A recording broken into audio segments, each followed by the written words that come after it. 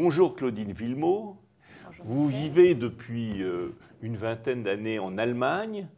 Vous avez travaillé plus de 10 ans pour BMW.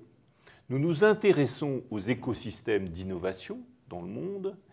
Est-ce que l'écosystème allemand a des caractéristiques bien particulières? Alors, dans le domaine de l'innovation, à mon observation, l'écosystème allemand, de par sa tradition, et ça en rapport évidemment avec la façon dont les gens pensent, leur système de valeurs, ont une tradition extraordinaire au niveau de l'ingénierie. C'est-à-dire que tout ce qui est machine-outil, la perfection dans le détail, ils sont extrêmement performants dans ce domaine. Oui. Ce qu'on voit aussi par rapport à l'industrie automobile qui est extrêmement forte, évidemment, en Allemagne. Donc c'est cette ingénierie qui est particulièrement innovante en Allemagne et qui fait que même des petites entreprises, toutes petites entreprises ou moyennes entreprises arrivent avec cette relation à l'ingénierie, en effet, à avoir des innovations dans le monde entier, même des toutes petites entreprises, ce qui est assez étonnant. Oui, alors, on a, bon, il faut bien le préciser, on a un pays qui est le premier dans la machine-outil, qui est un des premiers, sinon le premier dans le secteur de l'automobile, les deux se combinant, parce que les machines-outils, évidemment, servent à faire les automobiles. On a un pays qui est particulièrement marqué par une culture d'ingénieurs, avec la caractéristique comparée à la France, qui est qu'on a des petites entreprises, des moyennes entreprises, des grandes entreprises, avec un écosystème où les petites, les moyennes et les grandes entreprises se soutiennent mutuellement, collaborent constructivement, et font que d'ailleurs des moyennes entreprises du coup grandissent et deviennent plus importantes, avec une beaucoup plus grande quantité d'entreprises moyennement grandes qu'en France, où là on a du mal, on a tout de suite un gap entre les très grandes entreprises françaises et les toutes petites entreprises françaises. On a beaucoup plus de moyennes entreprises en Allemagne. Comment cela est-il possible? Au fond, ça a à voir avec ce que vous disiez précédemment. Oui, et ça, je pense que ça a à voir aussi avec le système d'éducation en général, puisque le système d'éducation en Allemagne est très différent du système français. Il y a une séparation beaucoup plus rapide à partir de l'âge de 10 ans dans certaines filières. Les élèves ont la possibilité d'aller dans des filières beaucoup plus pratiques, axées sur la pratique, justement qui débouchent après à tout ce qui est dans l'ingénierie, dans la formation des ingénieurs. Donc il y a une formation qui est beaucoup, je dirais, plus pragmatique et moins théorique qu'en France.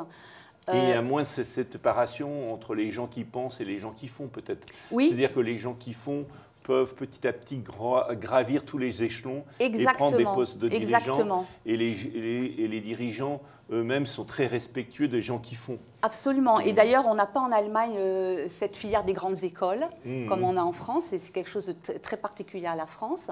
En Allemagne, il y a des universités, des facultés, et beaucoup de possibilités, justement, de faire des formations très axées sur le concret. Et après, si on veut, on passe à une formation plus universitaire. Mais donc, il y a moins cette séparation de la pensée et du concret et du faire, ce qui aide évidemment beaucoup les petites et moyennes entreprises. Il n'y a pas cette espèce de clivage, peut-être, qu'on observe peut-être en France plus. Alors, nous allons découvrir une des pépites allemandes, BMW, qui ont d'ailleurs une entreprise qui a d'ailleurs construit un magnifique centre qui raconte l'histoire de BMW à Munich. Alors, est-ce que vous pouvez nous expliquer un peu, comme un exemple concret, de la culture allemande et de la culture bavaroise, parce qu'avec avec des caractéristiques très spécifiques, BMW que vous connaissez bien. Oui. Alors BMW, évidemment, a un rôle prépondérant dans la région, puisque l'Allemagne, avec les Länder, et qui a un système fédéral, a une ressource extraordinaire dans les différentes régions, dans le régionalisme, et en particulier la Bavière, qui s'appelle elle-même État libre de Bavière, avec le drapeau pour bien montrer voilà, son rôle bien particulier.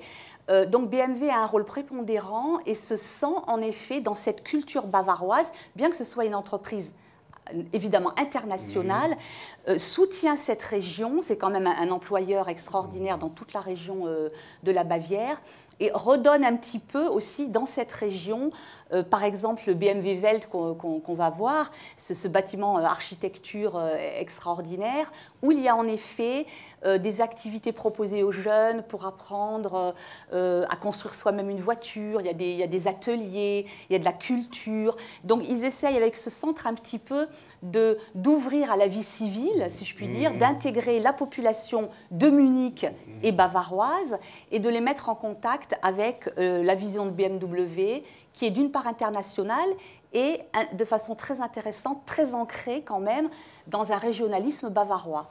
Alors ce BMW, entreprise régionale de taille mondiale, en quelque sorte, pour résumer, c'est combien de personnes dans le monde à peu près? C'est à peu près 40 000 personnes dans le monde, 25 000 à Munich, dans la centrale ou en Allemagne. Donc c'est quand même une entreprise de très grande envergure. Et pour la petite histoire, quand BMW a été fondé, et ça veut dire en fait les moteurs bavarois, ça a été une polémique parce qu'ils se sont dit on ne va pas appeler une entreprise qui a vocation mondiale bavarois, ça ne va jamais le faire. Et aujourd'hui, BMW, évidemment, est une Oui, parce que c'est toujours intéressant de travailler sur le titre d'une compagnie, et oui. le wording, la manière dont elle est nommée. Donc ça veut dire quoi BMW? Ça veut dire, ça veut dire bavarois, moteur... Les usines de moteurs bavaroises. Donc il y a vraiment le mot bavarois dans l'appellation. Oui, et puis c'est même pas automobile, c'est les moteurs. C'est les moteurs, voilà. C'est les moteurs, oui. Très bien. Merci beaucoup sur cet éclairage sur l'Allemagne. Nous allons approfondir ça dans différents petits modules qui vont suivre. C'était avec plaisir. Merci Michel.